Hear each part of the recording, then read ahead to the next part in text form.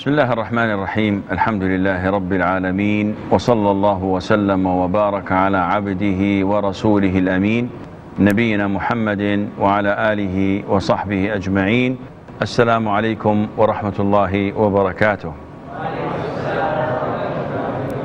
We have hadith number 62 with us in this blessed book of Umdatul Ahkaam, the hadith of Mother Aisha, may Allah be pleased with her. And who will read it for us?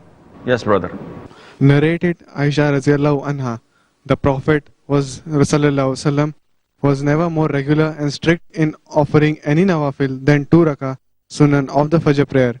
In another narration, Aisha radiallahu anha reported Allah's Messenger sallallahu alaihi wasallam as saying, the 2 rakahs at dawn are better than this world and what it contains. Now, this hadith is highlighting the sunnah of al-Fajr, the 2 rak'ahs that the Prophet ﷺ was very keen in praying more than any other voluntary prayers. And he told us about the great reward for those who pray it. And he told us about its value to the extent he said that these 2 rak'ahs are better than the whole world and what's in it. And these are the voluntary prayers of Fajr. If this is the status of the voluntary prayers of Fajr, then what is the status of the Fajr itself? That people neglect and ignore. Now, we know that the Prophet ﷺ always maintained praying these 2 rak'ahs. Not only that, there is another authentic hadith by Abdullah ibn Umar, may Allah be pleased with him and with his father, stating that the Prophet ﷺ, when he used to travel, he did not pray the sunnah of the Dhuhr, nor of the Maghrib, or of Isha. But he never ever left or abandoned the sunnah of Fajr and Witr, whether he's traveling or residing. And this highlights the importance of Sunnatu al-Fajr, these 2 rak'ahs. And the Prophet ﷺ prayed them in a very special way. And maybe a lot of you don't know that the Sunnah, when you pray these 2 rak'ahs, that you pray them as quick as possible. You pray them as fast as possible. They are among the fastest prayers in your life. To the extent that Mother Aisha, may Allah be pleased with her, said that the Prophet used to pray alayhi salatu wasalam, the 2 rak'ahs of Fajr so fast, I would ask myself, did he recite Fatiha or not? So the scholars say that the sunnah of Fajr, that you do not pray it in very slow motion and you take your time and you recite a quick surah. No.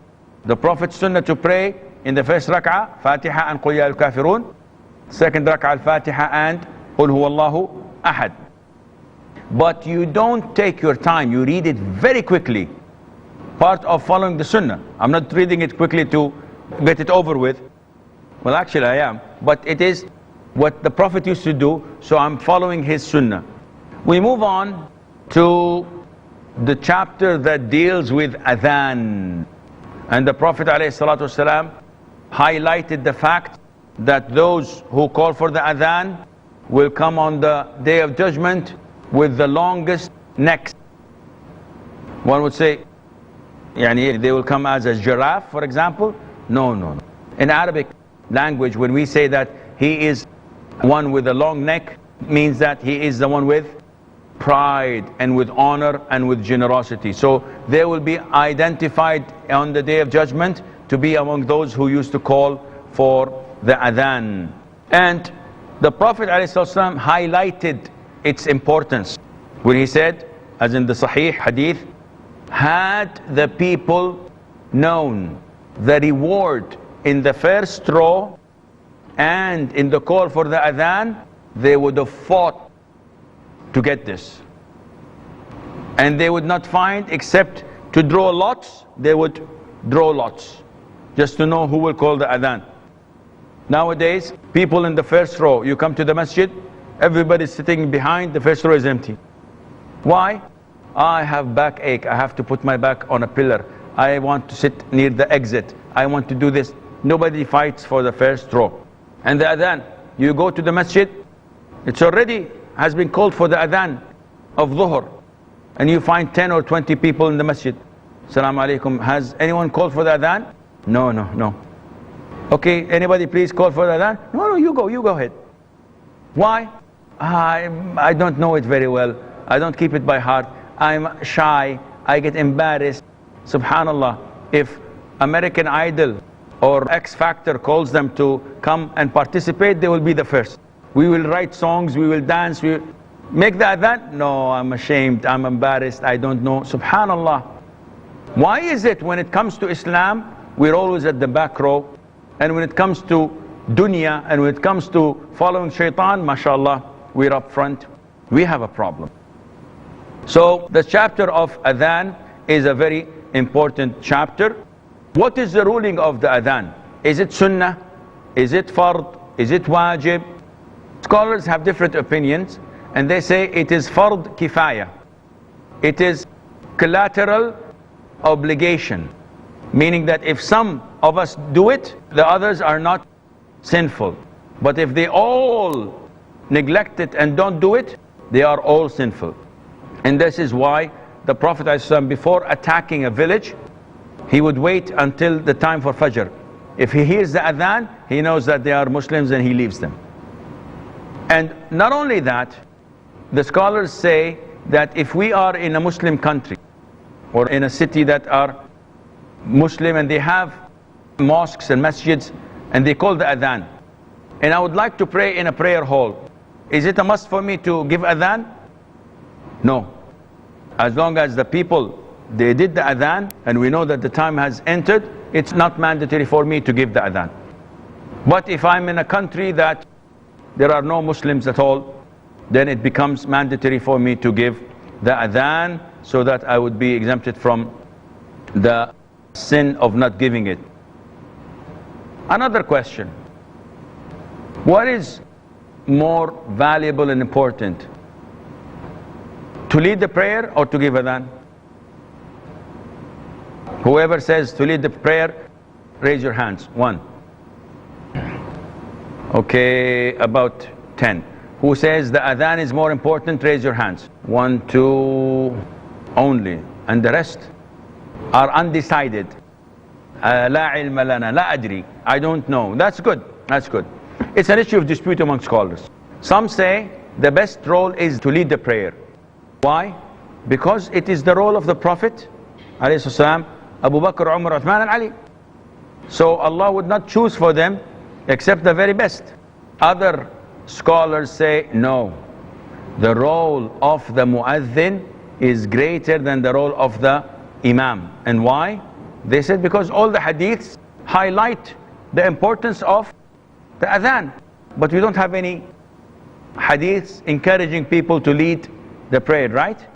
We don't have any hadith says that whoever leads a prayer, Allah will give him so and so, because this is a position of leadership, and in Islam we are not encouraged to go up front and call for such a position. And that is why a lot of the companions used to go to the Prophet ﷺ and would ask for a position in the government, like in the hadith of Abu Dharr al-Ghafari, when he went to the Prophet ﷺ and requested him to make him the ruler of a particular area. The Prophet took hold of his shoulders and shook him and said, Abu Dharr, you are a weak person, and being a ruler is an amanah. It is something to be trusted with, but on the day of judgment it is a disgrace and a humiliation. But if the people say that, oh, this guy is definitely worthy and we would like to push him forward, then it came without you asking for it, then fear Allah and do the best in it. So the adhan is better than leading the prayer. And why didn't the Prophet ﷺ and his companions call for the adhan? Simply because they had bigger fish to fry. They had more important things. To be in the masjid calling for the adhan 5 times is far less important than judging people and giving the ruling or the verdict between two people who are in dispute, and sending armies and expeditions and solving people's problems. This is far greater than isolating yourself in the masjid for the sake of giving the adhan. What do we do the adhan for? For the 5 daily prayers. We don't do the adhan for Al-Eid. We don't do the adhan for any other prayer. The adhan is strictly for the 5 daily prayers. Because it is a form of worship, it has to be performed by an individual. And what do we mean by an individual? It cannot be performed by a cassette. Some countries you go, you enter the masjid and they have a cassette, they turn on the amplifiers and Allahu Akbar, Allahu Akbar, it is recorded. This is not permissible. It's a form of worship. It has to be performed by an individual who is Muslim, who is so and so and so, and who is present, not by a tape recorder. We have a break. Stay tuned, and inshallah we'll be right back.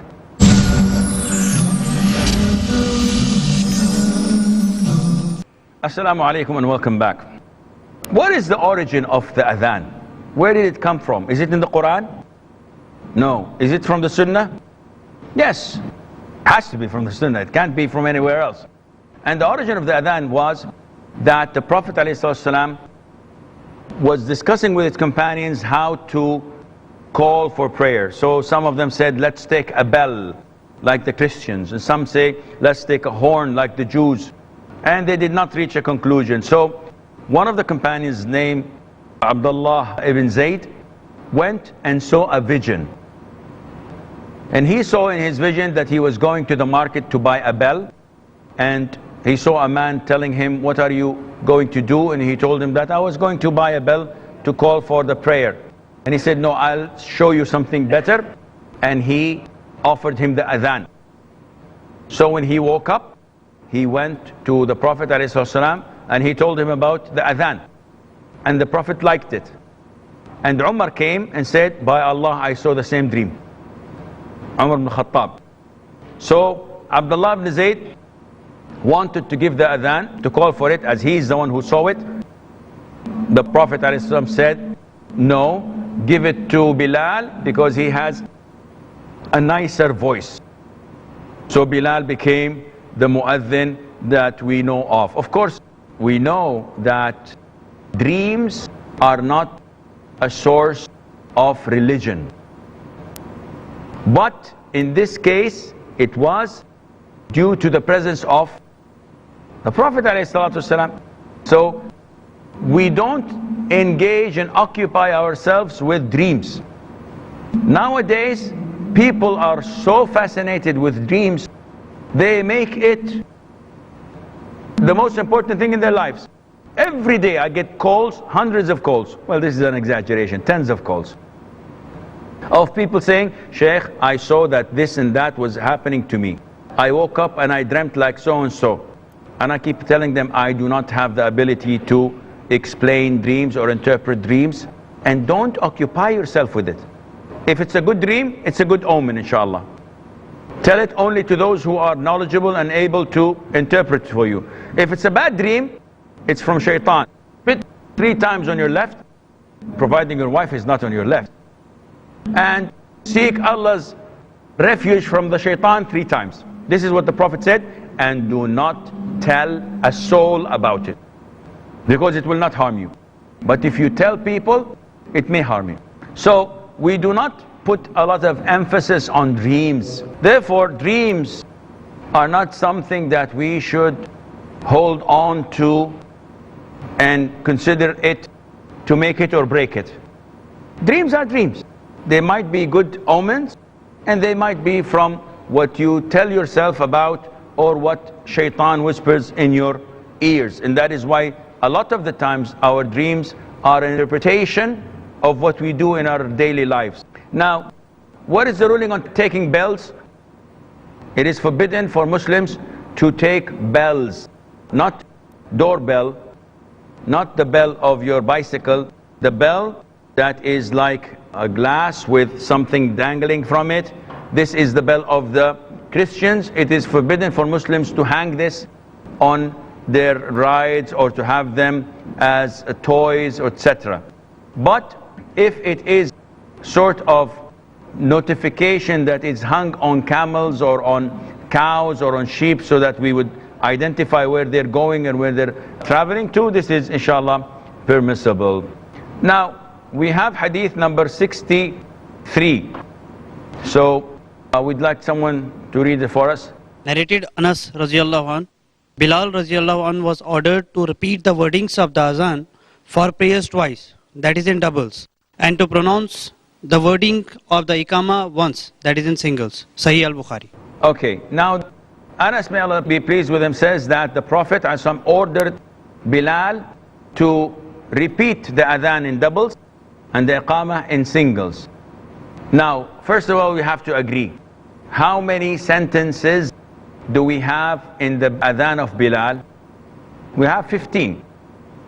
4, Allahu Akbar. 2, Ashhadu an la ilaha illallah. 2, Ashhadu anna Muhammadan Rasulullah. Hayya ala salah. Hayya ala falah. Allahu Akbar, la ilaha illallah. So these are 15. Shaykh, why are you repeating it? Because there are 3 different forms of adhan, and they're all part of the sunnah. So this adhan is known as adhan of Bilal, and this is widely accepted by all Muslims, and this is the adhan of Imam Ahmad ibn Hanbal. May Allah have mercy on his soul. Then we have the adhan which has been chosen by Imam Malik ibn Anas, and this has 17 sentences by introducing something that is called at-tarji'. At-tarji', which means repetition, sort of. But instead of having 4 times Allahu Akbar, he's having only 2 times. And how would that be? Listen. The adhan with the tarji' is like this, according to Malik. Allahu Akbar, Allahu Akbar. And then he says silently, but repeating it. Ashhadu an la ilaha illallah. Ashhadu an la ilaha illallah. Ashhadu anna Muhammadan Rasulullah. Ashhadu anna Muhammadan Rasulullah. And then he announces it. Ashhadu an la ilaha illallah. Ashhadu an la ilaha illallah. Ashhadu anna Muhammadan Rasulullah. Ashhadu anna Muhammadan Rasulullah. Till the end of the adhan. So these are how many?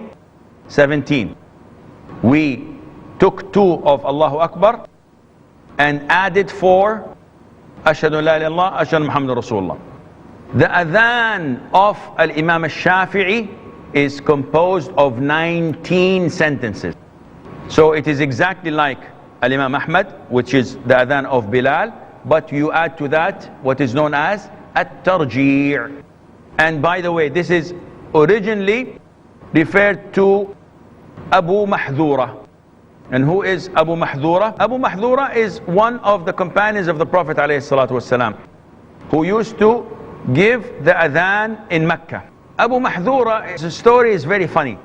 When the Prophet ﷺ conquered Mecca on the 8th of Hijrah, so as he was going out, there were children, boys, youngsters, who were not Muslim, because Mecca was conquered. So they were making fun of the adhan. And one of them was Abu Mahdura. So he's making fun, Allahu Akbar, making fun, not calling for the adhan. The Prophet heard this, ﷺ. He asked his companions to gather them all. And he gathered them all. Of course, the boys were terrified. So he asked each one of them to give the adhan. Until he heard the voice of Abu Mahdura, he knew that this is the voice he wanted to hear. And he rubbed his chest and his forehead and prayed for him, supplicated for him. And he says that, subhanallah, I was guided to Islam. And he accepted Islam, and he became the mu'adhin of people of Mecca because of his beautiful voice. His adhan was exactly like Abu Bilal, but with the tarji'. So 15 plus 4. Allahu Akbar, Allahu Akbar, Allahu Akbar, Allahu Akbar. Then Ashhadu an la ilaha illallah, Ashhadu an la ilaha illallah, Ashhadu anna Muhammadan Rasulullah, Ashhadu anna Muhammadan Rasulullah. And then announces it loudly. Ashhadu an la ilaha illallah. This is done on the microphone, by the way. So if you're next to the masjid, you can hear the tarji' being very lightly done, but you can hear it. And it is sunnah to have all these. So don't restrict yourself only to Bilal's adhan and the other you neglect. But a word of advice, never go and try this home alone. In the sense that don't go to your masjid in the neighborhood who don't know about this and you give this adhan. What will they do to you? They will attack you. You're inventing in the deen. You're a kafir, you're so-and-so. Ya akhi, this is sunnah, Abu Mahdura. I don't know Abu Mahdura. So never ever attempt to do something in accordance to the sunnah. The first thing you do is you teach them. If they accept, okay, we volunteer and do it. And one of the biggest mistakes of youngsters who come and assume the position of an imam or the position of a teacher, when they come to their congregation, immediately they choose the odd things that the people don't know. Why are you doing this? It's a sunnah, I'm teaching them. Yeah, you don't teach them by making them hate you. First of all, pray as they know how you pray. Afterwards, give them lesson after lesson, lecture after lecture of the sunnah, of how to comply with it, how to follow it, and give them the different IDs, the different narrations. Al-Bukhari says, a Muslim says. Relate the people to the Quran, to the sunnah. Once they know that this is part of the sunnah, you then implement it. For example, you come to a masjid, and this masjid has been for the past 10 years reciting in Surah Al-Fajr very short ayahs. Very short ayah from Juz' Amma. And you assume the position of the imam. So you go and mashallah, tabarakallah. The first Jum'ah, the first Friday, I will make the sunnah. I will read Alif Lam Mim As-Sajda in the first rak'ah. And the second rak'ah I will read Hal Ata 'ala al-insani hinun min ad-dahri lam yakun shay'an madhkura. Approximately 5 pages in Fajr. The Prophet, sunnah, every single Friday. To my knowledge, nowhere that he recited anything else. So reciting 5 pages in Fajr to people who for the past 10 years used to praying half a page, half a page. What do you expect after the prayer they will do? The least, they will not give salam to you. Once they start to learn and to accept you and to love you, then you implement the sunnah as you have learned it. Do we have any questions? Yes, Ashi. Sheikh, you mentioned that there are only 5 adhan. Isn't it true that in the Haram, Masjid al-Haram, there is an adhan for tahajjud as well? The adhan for tahajjud? No, there isn't. There isn't any adhan for tahajjud. We have 2 adhans for Fajr. The first adhan and the second adhan, and this we will come to talk about, but this is for the Fajr. So it is not, again, other than the 5 prayers. I know that you have a lot of questions. Rather, you write them down because we ran out of time. So until we meet next time, fi amanillah. Wassalamu alaikum wa rahmatullahi wa barakatuh.